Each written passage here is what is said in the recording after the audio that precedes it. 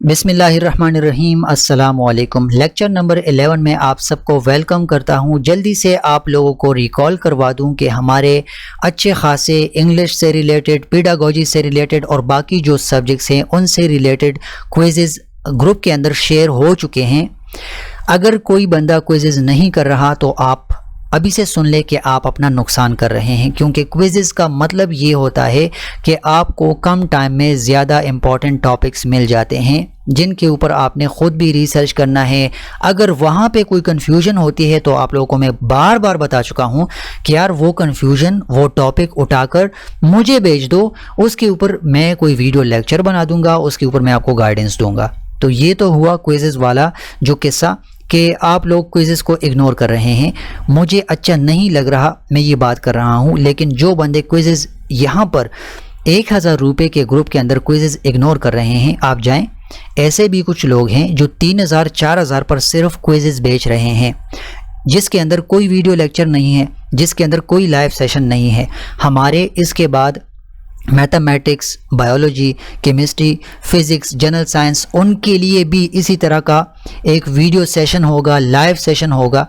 तो आप लोग इस चीज़ को अंडर एस्टिमेट ना करें, डी वैल्यू ना करें, क्विज़ेस को टाइम दे। वहाँ पर आपको MCQs का रियल एक्सपीरियंस मिल जाता है, वहाँ पर आपकी प्रैक्टिस हो जाती है। तो आप खुद क्यों अपने आप को नुकसान दे रहे हैं? ये तो हुआ क्विज़ेस वाला वो पॉइंट जो मैंने आपको क्लियर कर दिया। क्विज़ेस हर एक बंदे ने अटैम्प्ट करने हैं। मैं कई बार आपको मैसेज कर चुका हूँ कि यार क्विज़ेस को अटैम्प्ट किया करो। अब जो लोग नहीं करना चाहते, बस इसके बाद उनकी अपनी चॉइस है, ठीक है।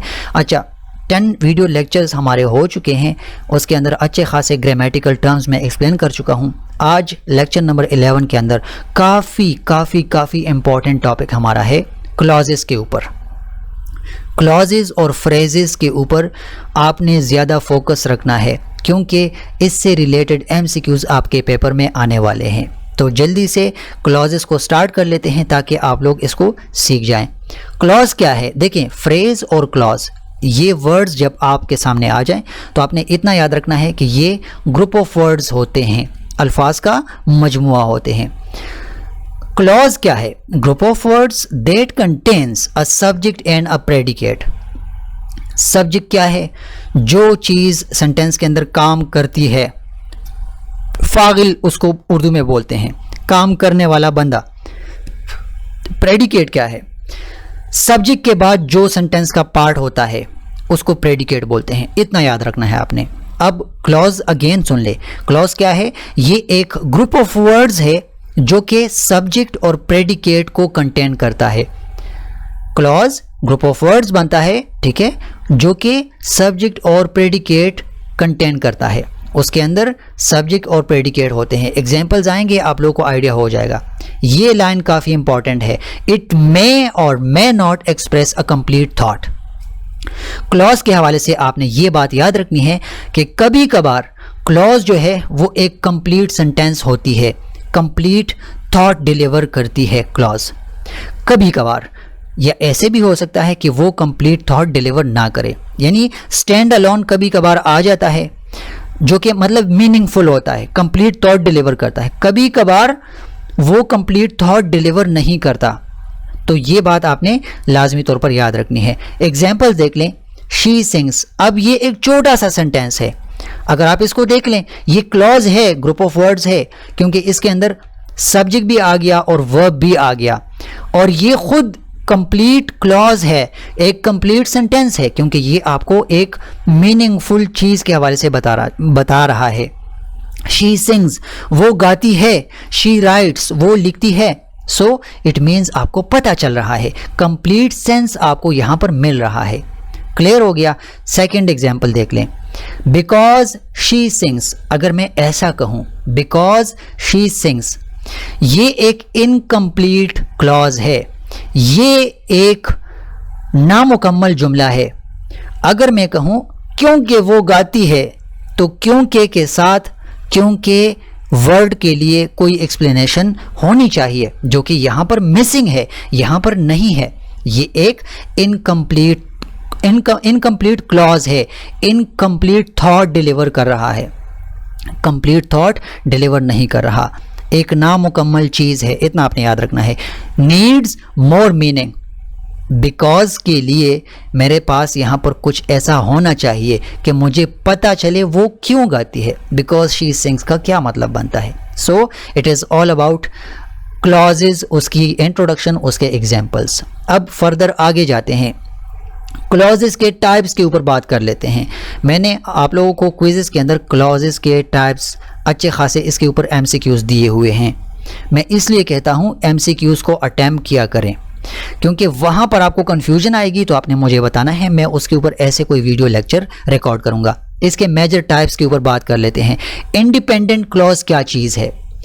Can stand alone as a complete sentence. जैसे ऊपर आपको मैंने एग्जांपल दी, शी सिंग्स, ये एक इंडिपेंडेंट क्लॉज है, आज़ाद, इंडिपेंडेंट। ये अकेले स्टैंड अलोन यानी अकेले एक कंप्लीट सेंटेंस बनता है, कंप्लीट थॉट डिलीवर करता है, कंप्लीट मीनिंग प्रोवाइड करता है।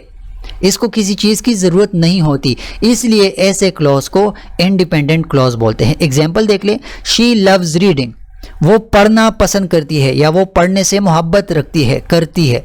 सो शी लव्स रीडिंग, ये एक कंप्लीट सेंटेंस है, सो इसीलिए इसको बोलते हैं इंडिपेंडेंट क्लॉज। इसी तरह I will call you tomorrow, मैं कल आपको कॉल करूँगा, मैं कल आपको फ़ोन करूँगा। सो इसका क्या मतलब बनता है? आपको बिल्कुल पता चल रहा है कि क्या करने वाला है बंदा कल, ठीक है। कंप्लीट सेंटेंस है, कंप्लीट थॉट यहाँ पर डिलीवर हो रहा है, इसलिए इसको बोलते हैं इंडिपेंडेंट क्लॉज। अब जाते हैं डिपेंडेंट यानी सब ऑर्डिनेट क्लॉज को थोड़ा सा देख लेते हैं। वो कंप्लीट थॉट डिलीवर करता है, ये कंप्लीट थॉट डिलीवर नहीं करता। देखें, ये डिपेंडेंट है, किसी चीज़ के ऊपर इसका इन्हिसार है, ये किसी चीज़ का मोहताज है, ऐसे आपने समझना है। Can not stand alone depends on the main clause, इसको मेन क्लॉज की ज़रूरत है जो इसको कंप्लीट बनाए, अकेले ये कुछ भी नहीं है। एग्जाम्पल देख लें, बिकॉज शी वॉज टायर्ड। अब बिकॉज शी वॉज टायर्ड का मतलब क्या है यहाँ पर तो मुझे नहीं पता चल रहा। बिकॉज शी वॉज टायर्ड, क्योंकि वो थकी हुई थी, तो क्योंकि का मतलब मुझे नहीं मालूम यहाँ पर, इसलिए इसको बोलते हैं डिपेंडेंट क्लॉज। नीचे एक पूरा सेंटेंस मैंने लिखा है, if it rains we will stay home, अगर बारिश होती है हम घर में क़याम करेंगे। सो इफ इट रेन्स, यहाँ पर इफ से लेकर रेन्स तक ये एक डिपेंडेंट यानी सबऑर्डिनेट क्लॉज है। अगर मैं सिंपल ये लिखूं इफ इट रेन्स तो क्या, तो इसके लिए मेन क्लॉज ये है। चूंकि इफ इट रेन्स एक डिपेंडेंट क्लॉज है, इसलिए मैंने साथ में वी विल स्टे होम लगाया हुआ है, ताकि इसका जो माना है वो कंप्लीट हो जाए। इफ इट रेन्स का माना कब कंप्लीट हुआ? जब मैंने साथ में वी विल स्टे होम लगाया, ठीक है। सो यहां पर डिपेंडेंट क्लॉज क्या है? If it rains. क्लियर हो गया? It is all about dependent या सबऑर्डिनेट क्लॉज।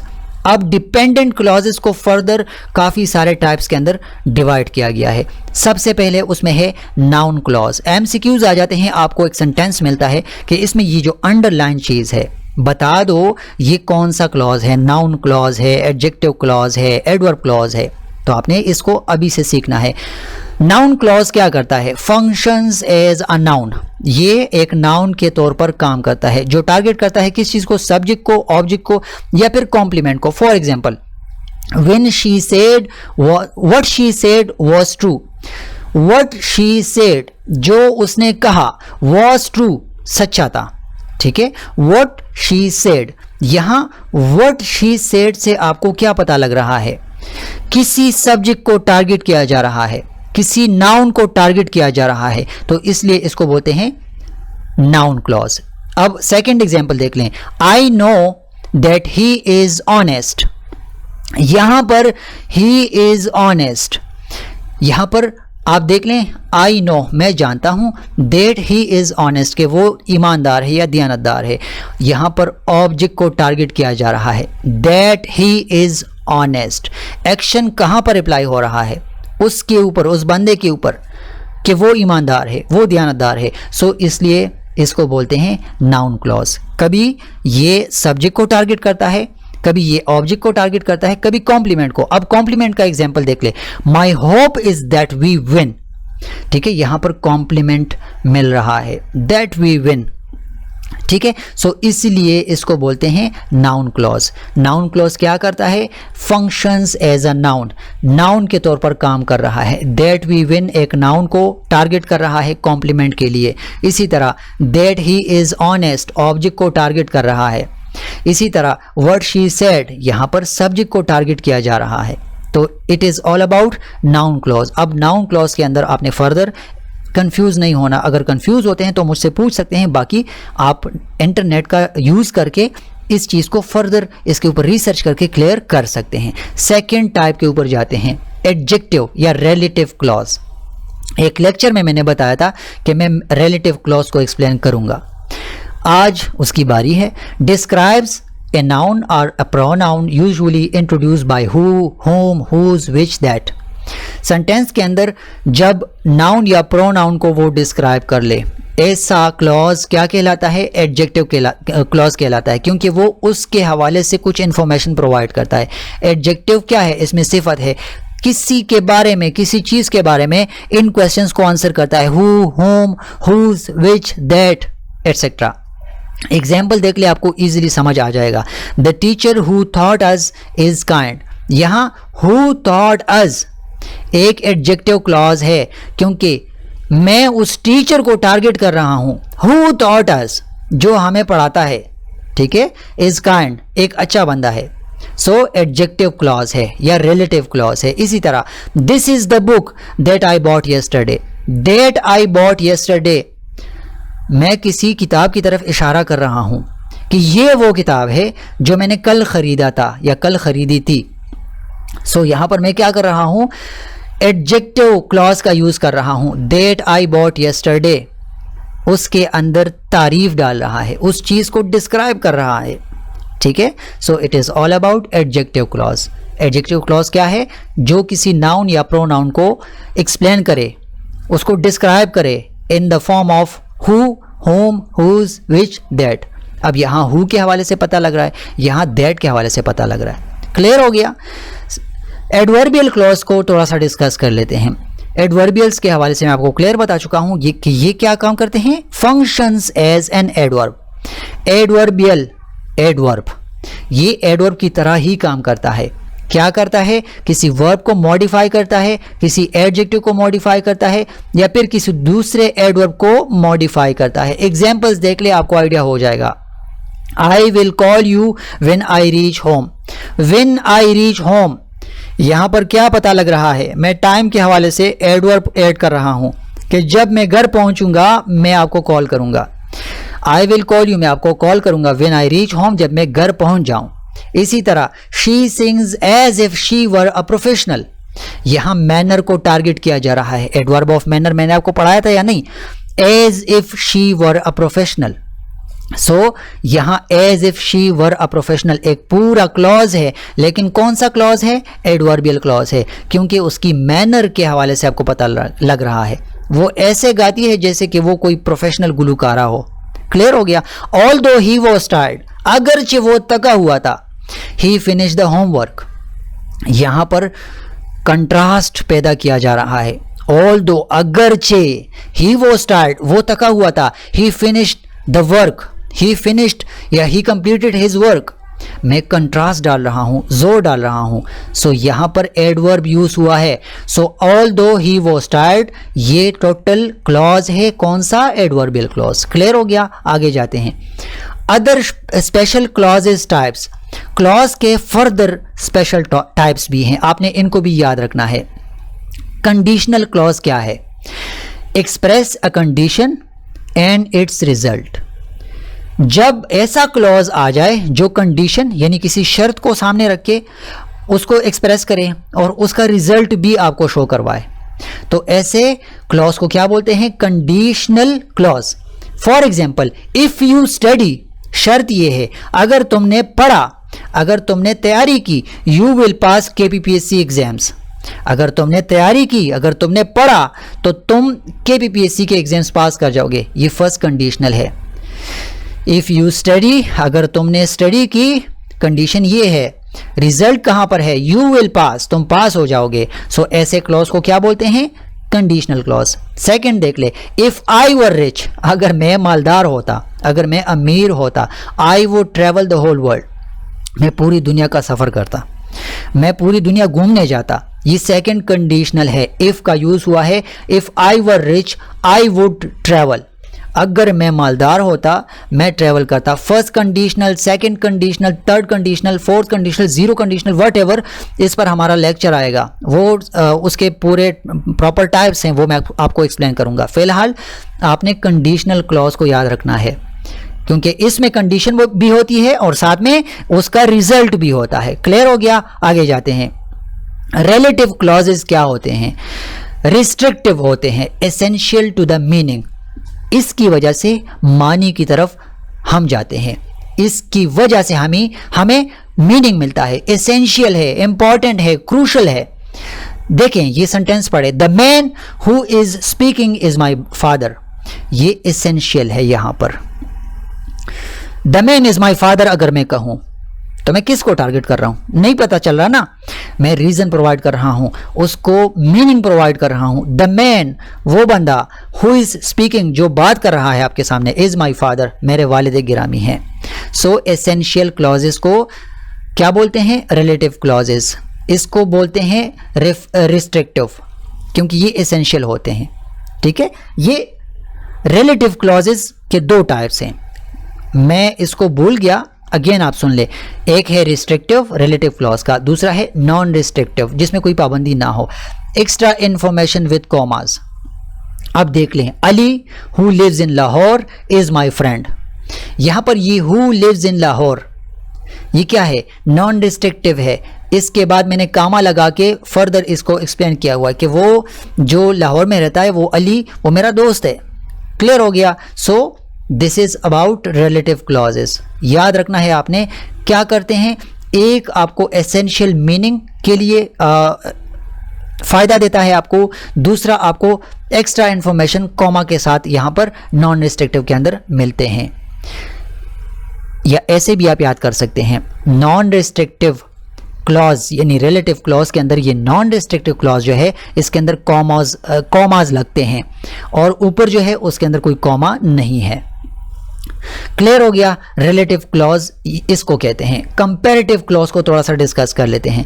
कंपैरेटिव क्लॉज क्या होती है, मुकाबला करता है। मैं आपको बता चुका हूं, कंपैरिजन के लिए हम इस तरह के क्लॉजेस लगाते हैं। She is taller than he is, he runs faster than I do. यहां पर देखे, than he is, than I do, ये क्या है, ये कंपैरिजन कर रहे हैं दो बंदों का, शी का और ही का, फिर ही का और आई का।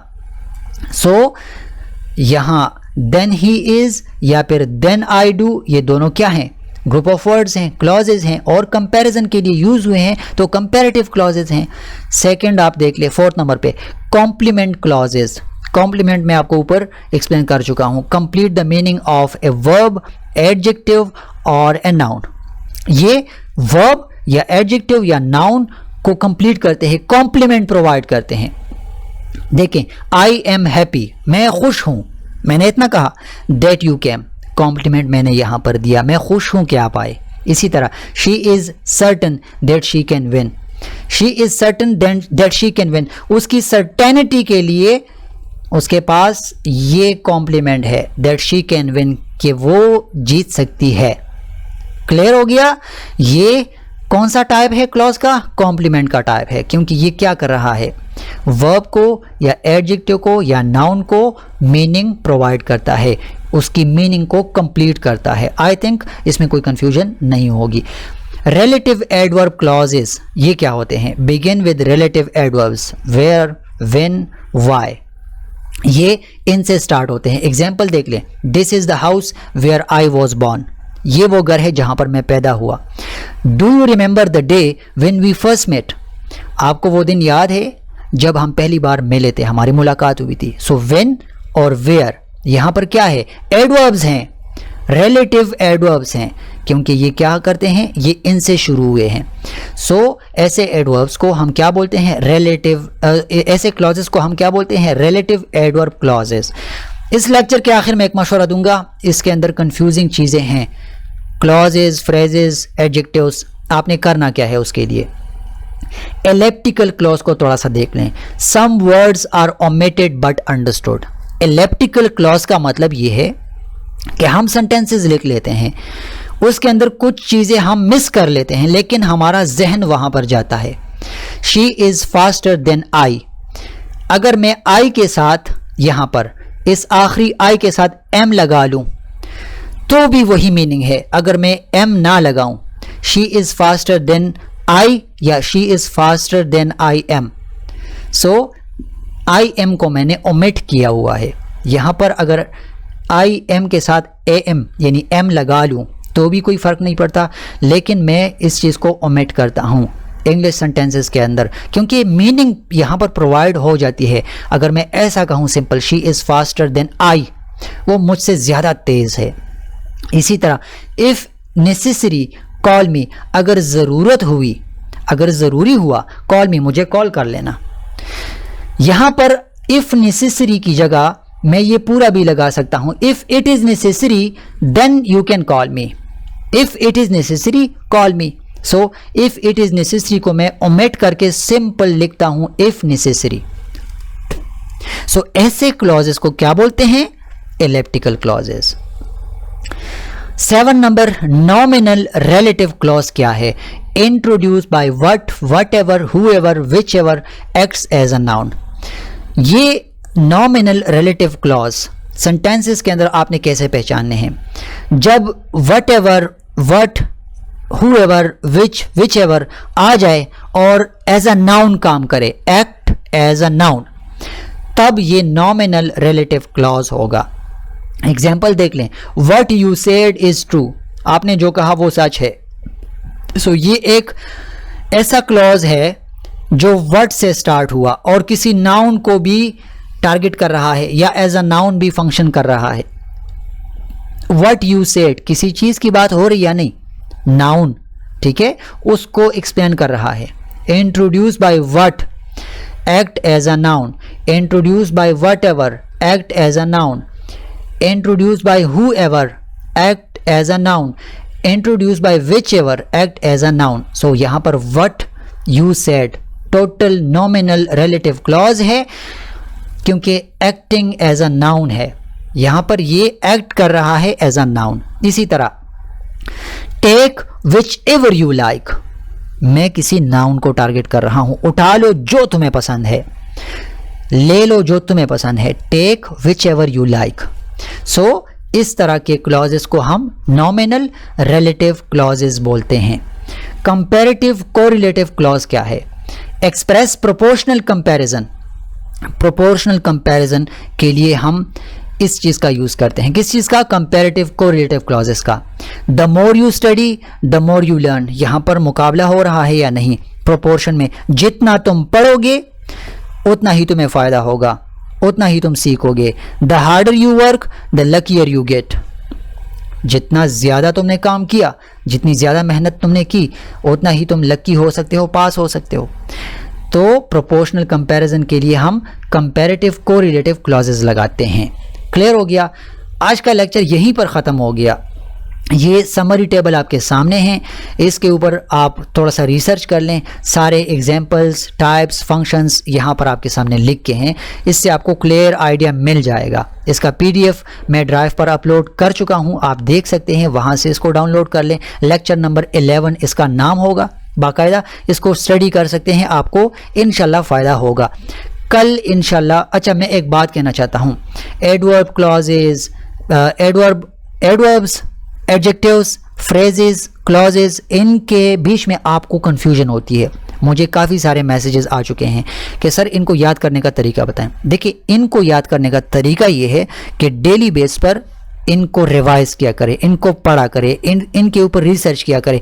यही टॉपिक्स उठाकर चैट जीपीटी को दे, गूगल जेमिनाई को दे, आर्टिफिशियल इंटेलिजेंस के टूल यूज़ करें, एग्जाम्पल्स डेली देखा करें, पेज के ऊपर लिखा करें, हाईलाइटर का यूज़ करें, तभी फ़ायदा होगा। अदरवाइज़ मेरे पढ़ाने से और आपके एक बार देखने से ये ऐसे याद नहीं होते। जो लोग इंग्लिश में कमज़ोर हैं, जो लोग तेज़ हैं, उनको तो पहले से भी क्लियर होंगे। क्लियर हो गया? तो ये मशवरा देना था। इंशाल्लाह कल लेक्चर नंबर 12 में आपसे बात होगी, मुलाकात होगी। तब तक के लिए अपना ख्याल रखें। अस्सलामु अलैकुम व रहमतुल्लाहि व बरकातहू।